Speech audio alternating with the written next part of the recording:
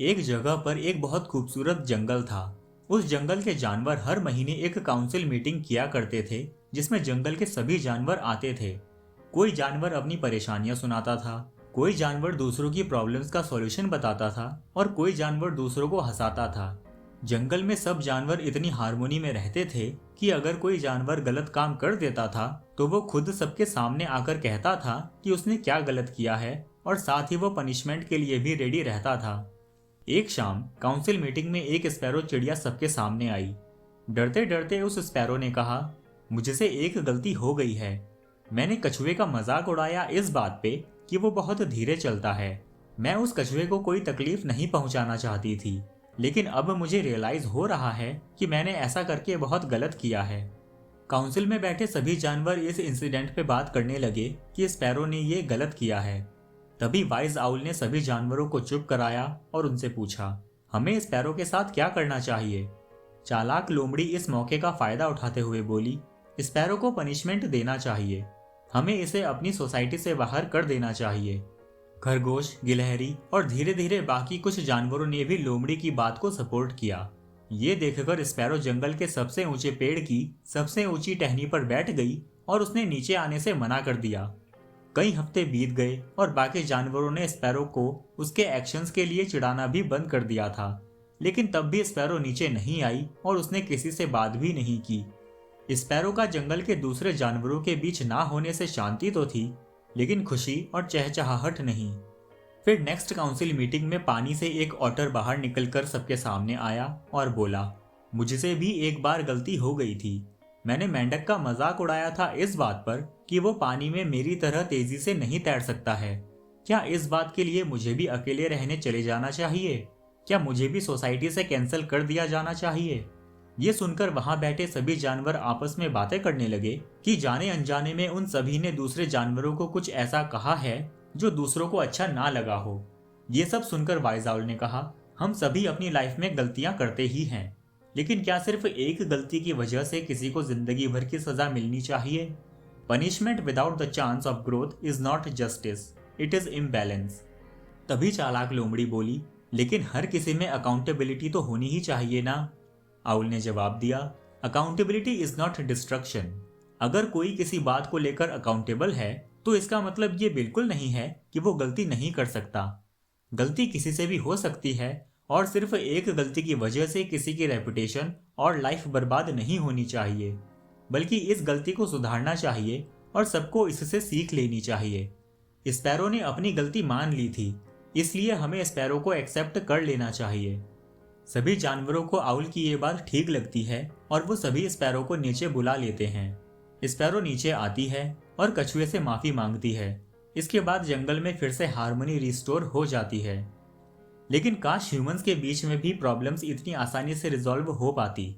आज की डेट में जहां फ्रीडम ऑफ स्पीच है, अपनी बात दुनिया के हर कोने में पहुंचाने के लिए इंटरनेट है और हमें दूसरों को हर किसी बात पे क्रिटिसाइज करने की आदत है, ऐसे में ये कैंसल कल्चर हमारी सोसाइटी में बहुत अच्छे से एंटर हो गया है।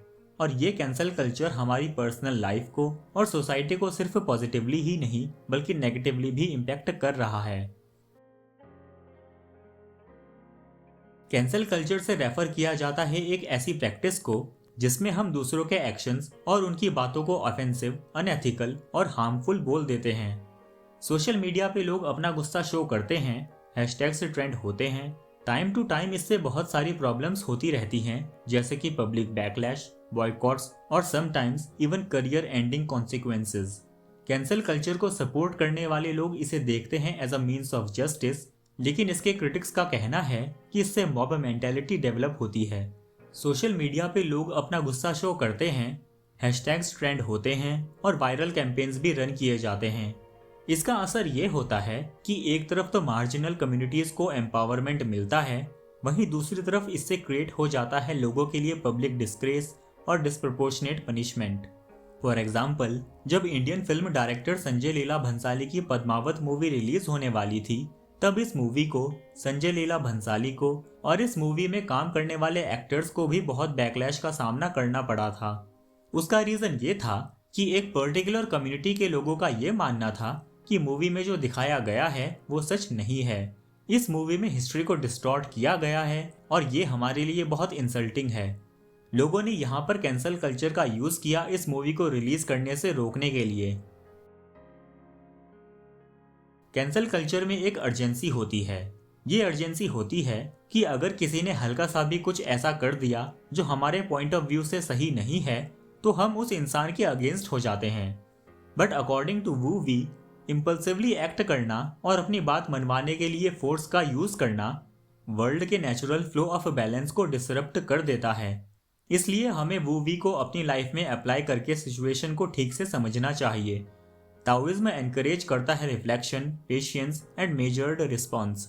इमेजिन करिए कि किसी ने कोई गलती कर दी है तो एकदम से आउटरेज शो करने के बजाय हम पहले आराम से बैठकर ये सोच सकते हैं कि सामने वाले इंसान ने जो गलती की है उसका रूट कॉज क्या था, उसने ऐसा बिहेवियर क्यों शो किया। इसके साथ ही हमें सोचना चाहिए कि हम ऐसा क्या कर सकते हैं जिससे हार्मनी फिर से रिस्टोर हो जाए। वो वी का मतलब ये नहीं होता है कि हम पैसिव हो जाएं और कोई भी एक्शन ना लें, बल्कि इसका मतलब ये होता है कि हमें अपने एक्शंस लॉन्ग टर्म फ्यूचर को देखते हुए लेने चाहिए और हमें कंस्ट्रक्टिव सॉल्यूशंस ढूंढने चाहिए। ताओइज्म हमें सिखाता है कि हर सिचुएशन में अपोजिंग फोर्सेस होते हैं, यिन एंड यांग, और दोनों में से ही कोई भी पूरी तरह से सही या पूरी तरह से गलत नहीं होता है। कैंसल कल्चर में यिन वाली क्वालिटीज भी होती हैं, जैसे कि restorative justice and amplifying marginalised voices, और इसमें यांग वाली क्वालिटीज भी होती है, जैसे कि punitive actions and mob mentality. Tao Te Ching book इस बात पे जोर देती है कि कंपैशन लाइफ का एक गाइडिंग फोर्स होता है। लाओजू ने लिखा है, the best way to live is to be like water, water benefits all things and does not compete. Cancel culture भी बहुत बार कंपटीशन की वजह से ही बढ़ता है। कौन भीड़ में सबसे जल्दी और सबसे तेज बोल सकता है, लेकिन वो कंपैशन ही है जो हमें अपने हर डिसीजन में ह्यूमैनिटी को भी कंसीडर करने के लिए हेल्प करता है। दूसरों को डिस्ट्रॉय करने के बजाय क्या हम दूसरों को एजुकेट करने और ट्रांसफॉर्म करने में हेल्प नहीं कर सकते हैं क्या? फॉर एग्जाम्पल, अगर हमारा कोई रिलेटिव या फ्रेंड है जिसने कुछ गलत काम कर दिया है और वो अपोलोजाइज करके खुद को चेंज करने के लिए एफर्ट्स लगा रहा है, तब हमें उस आदमी को सपोर्ट करना चाहिए और उसे क्रिटिसाइज नहीं करना चाहिए। Compassion doesn't mean excusing harm but addressing it with empathy.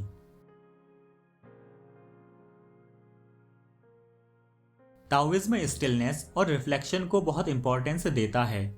जब भी हम किसी कंट्रोवर्शियल सिचुएशन में होते हैं तब हमें इंस्टेंटली एक्ट नहीं करना चाहिए। हमें पूरी बात समझने की कोशिश करनी चाहिए, फैक्ट्स को वेरीफाई करना चाहिए और अपने वर्ड्स और एक्शंस को बोलने से और करने से पहले उनके कॉन्सिक्वेंसेस के बारे में भी सोच लेना चाहिए।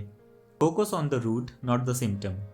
ताओइज्म हमें सिखाता है कि अगर हम प्रॉब्लम के रूट कॉज को कंसिडर किए बिना अगर सरफेस लेवल पे ही उसको सॉल्व करने की कोशिश करेंगे तो ऐसा करना उस प्रॉब्लम का टेम्पररी सॉल्यूशन ही होगा। अगर किसी के गलत बिहेवियर के पीछे इग्नोरेंस और सिस्टमैटिक इश्यूज हैं तो हम इस प्रॉब्लम को डीपर लेवल पे कैसे सॉल्व कर सकते हैं?